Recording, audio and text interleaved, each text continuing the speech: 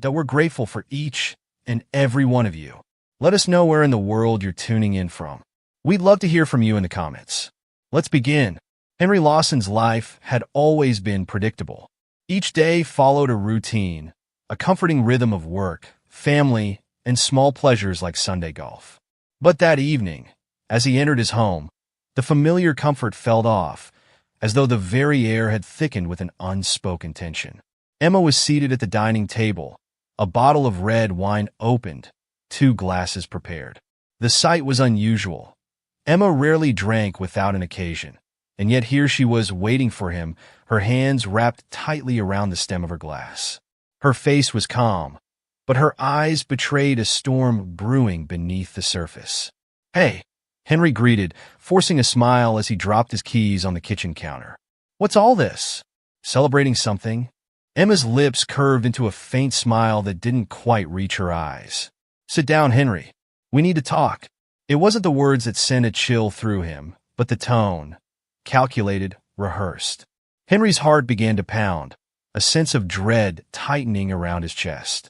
He pulled out a chair and sat, reaching for the wine glass she poured for him. "Emma, what's going on?" he asked, his voice steady but his mind already racing through worst-case scenarios. Emma took a sip of her wine, her gaze drifting momentarily before settling on him. "Henry, I've been thinking a lot," she began, her tone measured. "About us. About our marriage." Henry set his glass down, leaning forward slightly. "What do you mean? Is something wrong?" She hesitated, and in that pause, Henry saw the woman he had loved for more than 2 decades grappling with whatever she was about to say. When she finally spoke, the words cut through him like a blade. "I feel like I've lost myself," she admitted. "I've been your wife, the mother of our children, but somewhere along the way, I forgot who I am as a person." Henry blinked, caught off guard. "Emma, we've built a life together, a good life." "What are you saying?" Her grip on the wine glass tightened. "I'm saying I need to find myself again. To figure out what I want, who I am." The pit in Henry's stomach grew deeper. "And you think you can't do that with me?" Emma looked away. "I need space, Henry. I need to explore outside the boundaries of our marriage." It took a moment for her words to register fully. When they did, Henry's world tilted on its axis. "You want to see other people?" he asked, his voice barely above a whisper. Emma nodded, her eyes glistening with unshed tears. "Yes, just for a while, to understand what I need." The silence that followed was suffocating. Henry stared at her, his mind a whirlwind of disbelief, anger, and hurt. Henry didn't say much after that. He excused himself and headed upstairs, his footsteps heavy against the polished wood. In their bedroom, he stood before the mirror, his reflection a pale, haunted version of himself. The man staring back seemed older, more worn, as if years had passed in the span of minutes. He changed out of his golf clothes, each movement mechanical. As he pulled a sweatshirt over his head, an idea struck him, a way to preserve this moment, to ensure he didn't miss a single word of Emma's betrayal. He reached for his phone, opened the voice recording app, and pressed record, sliding the phone discreetly into his pocket. When he returned to the dining room, Emma was waiting, her wine glass nearly empty. She spoke again, her words rehearsed and deliberate, outlining her plans to meet someone new, just for dinner, she claimed. But Henry knew better. The emotional distance between them had been growing for months, and now the gap felt insurmountable. Each word she spoke was another nail in the coffin of their marriage, but Henry stayed silent, his expression carefully neutral. Inside, his emotions churned violently. Rage, heartbreak, betrayal, all battling for dominance. "I've arranged to go out this Friday," Emma said, her voice softer now, almost pleading. "I'll be back Saturday morning, and we can talk then." Henry stood abruptly, his chair scraping against the floor. "I think I need some air," he said, his tone flat. Without waiting for a response, he grabbed his car keys and left, the door closing behind him with a quiet finality. Henry drove aimlessly, the city lights blurring as tears threatened to spill over. Eventually, he pulled into the parking lot of a 24-hour diner, the neon sign buzzing faintly in the still night. Inside, he ordered a coffee, though he had no intention of drinking it. He played the recording of Emma's confession twice, each word cutting deeper than the last. When he couldn't listen anymore, he pulled out his phone and dialed Rachel. "Hey, Dad." Rachel's cheerful voice was a stark contrast to the storm raging inside him. "Rachel, I need you and Ethan on the line," he said, his voice strained. "It's urgent." Rachel's tone shifted immediately. "What's wrong? Are you okay? Just trust me. Can you get Ethan?" A few moments later, the three of them were connected on a conference call. Henry hesitated for only a moment before pressing play on the recording. The silence on the other end of the line was deafening as Emma's voice filled the void, laying bare her plans to explore outside their marriage. When the recording ended, Rachel was the first to speak, her voice trembling with anger. "What the hell? She wants to date other men? To fix your marriage?" Ethan, usually the more reserved of the two, let out a low curse. "She's lost it, Dad." Henry exhaled slowly. "I don't know what to do. I needed you both to hear it from her." Rachel's voice was firm, her anger giving her strength. "We'll figure this out together, Dad. She doesn't get to tear this family apart without consequences." Ethan agreed, his voice steady. "We've got your back." For the first time that night, Henry felt a flicker of hope. His children were his anchor, and with them by his side, he knew he could face whatever came next. The next morning, Henry woke with a clarity he hadn't felt in months. His mind was no longer clouded by confusion or despair. It was sharpened by resolve. Emma's betrayal wasn't just an affront to him. It was an attack on the family they had built together.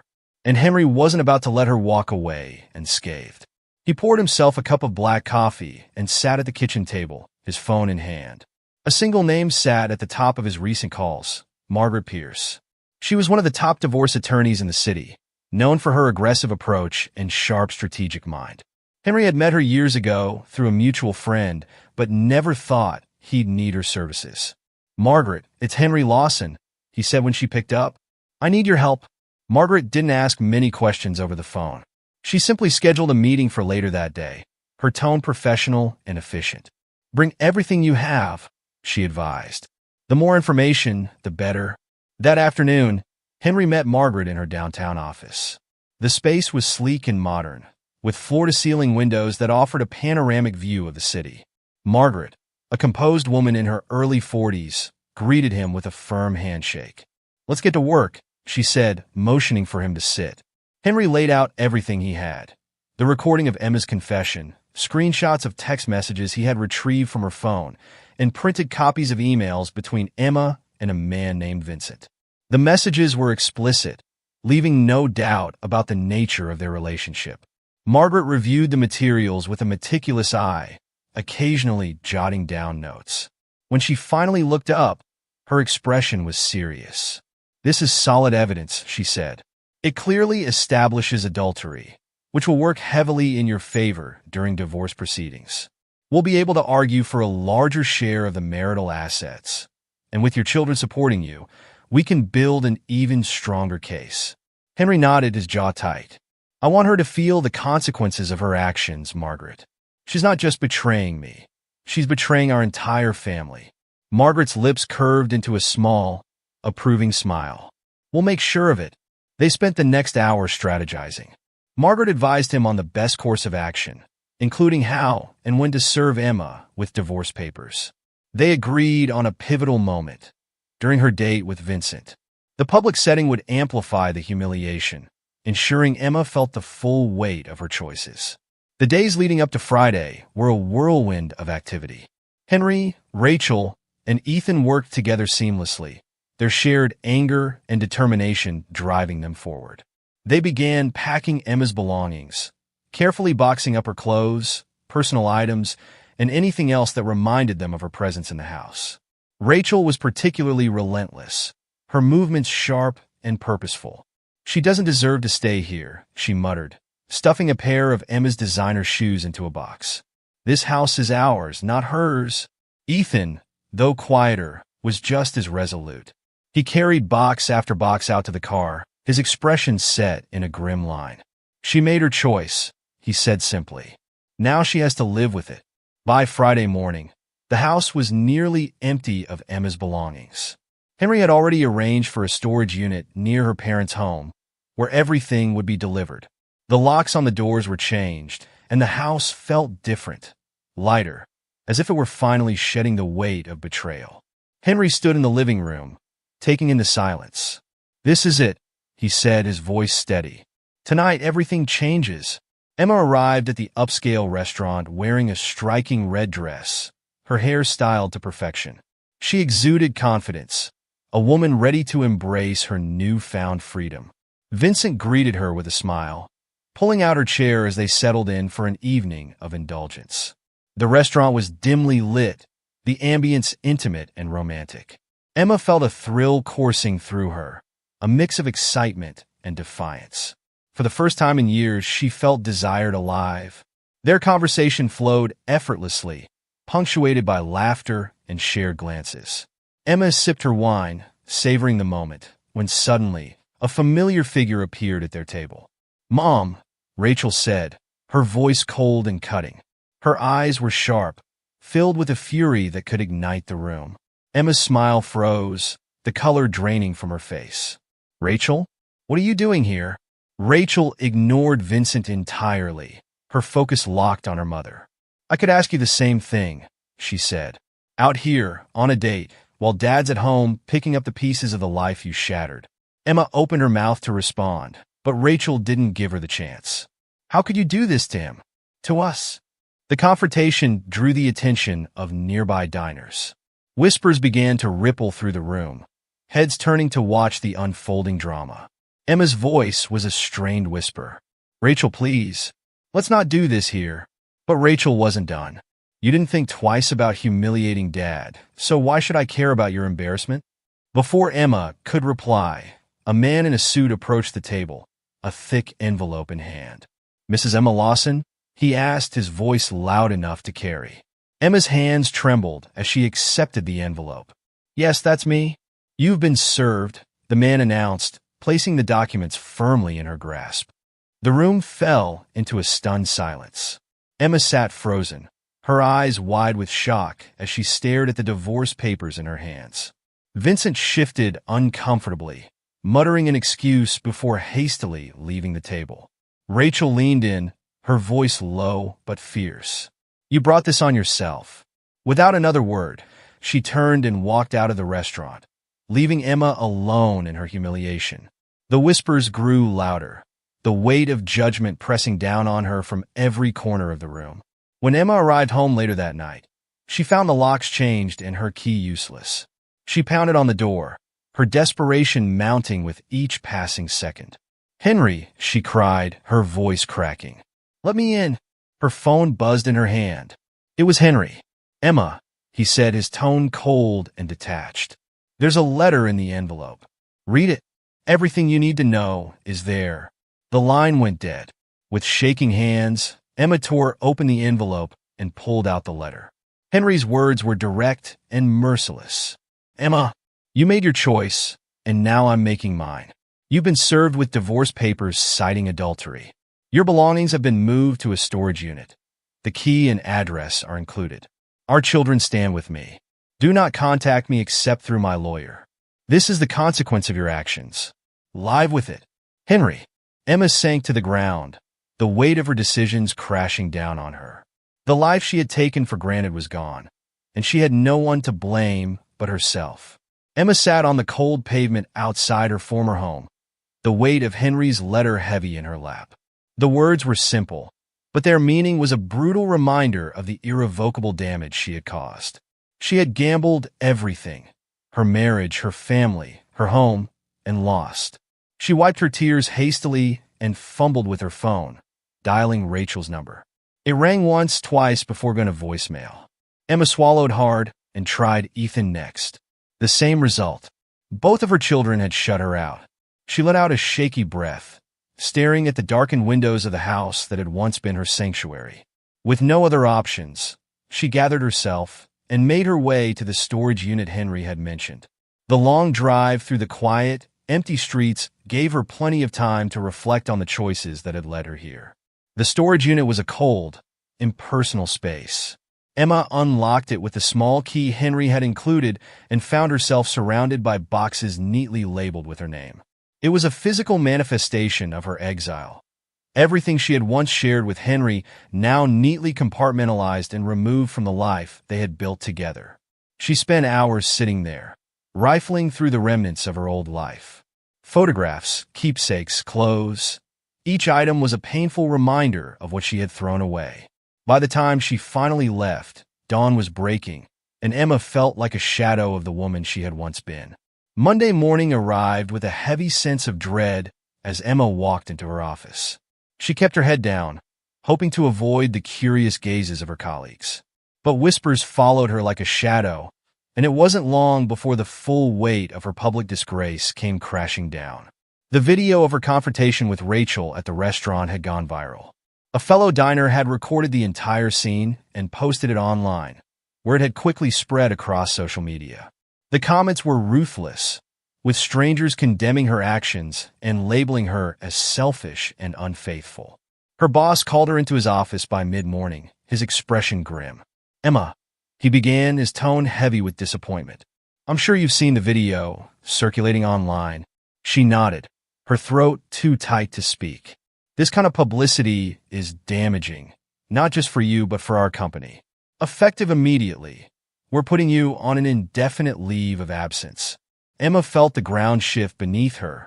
She had expected judgment from her family and friends, but the professional fallout was a blow she hadn't anticipated. She left the office with her head bowed, the reality of her new life settling in, alone, unemployed, and ostracized. Weeks passed, and Emma's isolation deepened.